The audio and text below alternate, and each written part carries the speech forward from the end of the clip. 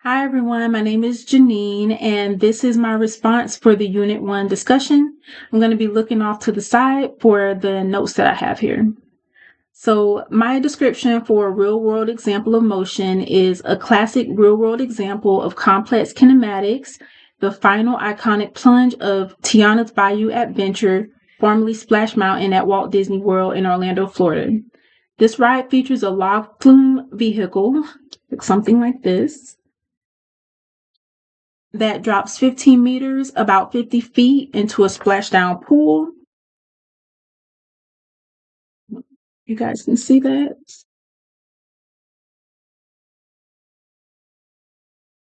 It's the former, there it is. And it drops down into, okay, it's not picking it up. Moving on. Here is the breakdown of this motion using kinematics principles.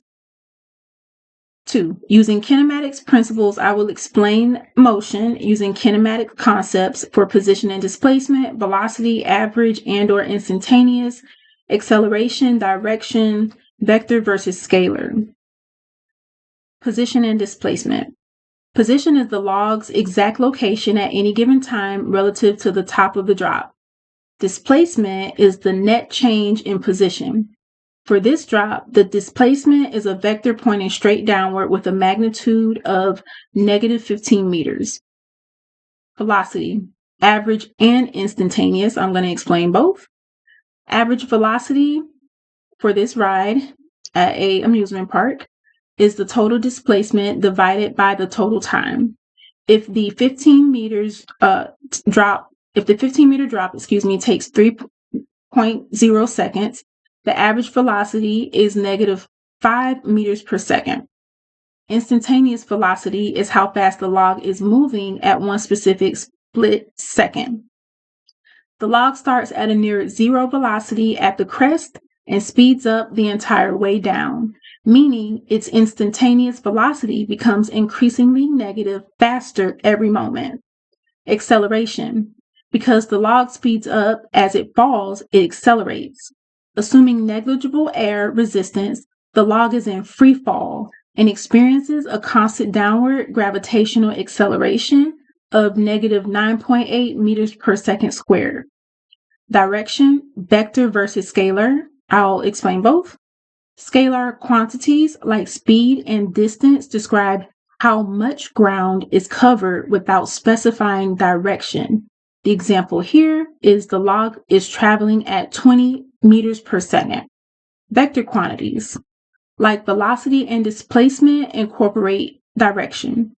Even though the log is always moving downward in a negative direction, it is helpful to define, in this example, a reference frame where the top of the drop is 0, making all positions during the fall negative. Kinematic equation and reasoning. My reasoning. The motion of the log during the drop can be perfectly predicted using a kinematic equation which calculates final velocity based on initial velocity, acceleration, and displacement.